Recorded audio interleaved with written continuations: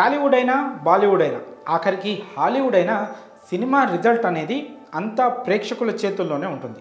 ఏ వుడ్లోనైనా హీరోలుగా స్టార్ హీరోలుగా ఎదగాలంటే ఫ్యాన్స్ సపోర్ట్ అయితే ఉండాల్సిందే. ఒక హీరో నటన డాన్స్ హావభావాలు నచ్చితే నెత్తిన పెట్టుకుంటారు.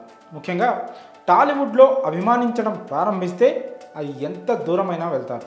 అయితే ఇప్పుడు ఆ ట్రెండ్ కాస్త హద్దులు దాటుతున్నట్లు కనిపిస్తోంది. సినిమా అంటే కేవలం హీరో మాత్రమే అనే భ్రమంలోకి అభిమానులు వెళ్ళిపోతున్న పరిస్థితులు కనిపిస్తున్నాయి.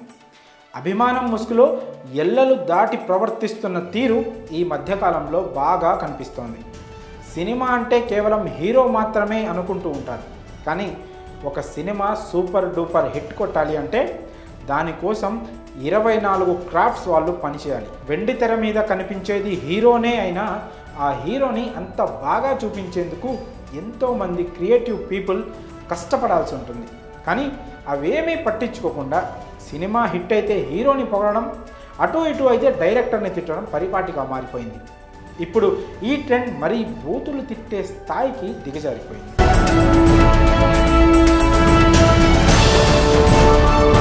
విషయం ఏంటంటే ఇటీవల స్టార్ డైరెక్టర్ విజేంద్ర ప్రసాద్ ఓ ఇంటర్వ్యూలో పాల్గొన్నారు. ఆ సందర్భంలో ఆయనకు RRR సినిమా గురించి ఓ ప్రశ్న ఎదురైంది. జూనియర్ ఎన్టీఆర్ పాత్ర గురించి విజేంద్ర ప్రసాద్ పలు కీలక వ్యాఖ్యలు చేశారు. RRR సినిమా మొత్తానికి తారక్ చేసిన కొమరం భీమ్ పాత్ర సపోర్ట్ అని చెప్పారు. అంటే తారక్ పాత్ర కథను నడిపించేది అంటూ చెప్పారు. అంతేకాకుండా అమాయకత్వంతో కూడిన కొమరం భీమ్ రోల్ని తారక్ తప్పితే మరెవరూ చేయలేరు అంటూ విజేంద్ర ప్రసాద్ చెప్పుకొచ్చారు. ఆ మొత్తం ఇంటర్వ్యూలో తారక్ గురించి ఆయన చెప్పిన గొప్ప విషయాలను గాలి కొదిలేసి మా హీరో పాత్రను సపోర్టింగ్ రోల్ అంటావా అంటూ తిట్ల దండకం అందుకుంటున్నారు కొంతమంది అభిమానులు. ఆయన ఎక్కడ తారక్ సపోర్టింగ్ రోల్ అనలేదు, సినిమాకి అతని క్యారెక్టర్ సపోర్ట్ అని చెప్పారు. ఆ మాత్రం కూడా అర్థం చేసుకోకుండా ఇష్టం వచ్చినట్లు నెట్టింట కామెంట్స్ చేస్తున్నారు. ఇటీవల గుంటూరు కారం సినిమా టైంలో కూడా ఇలాంటి ప్రవర్తననే చూసాం. మేకర్స్ని ఇష్టం వచ్చినట్లు నెట్టింట కామెంట్స్ చేశారు.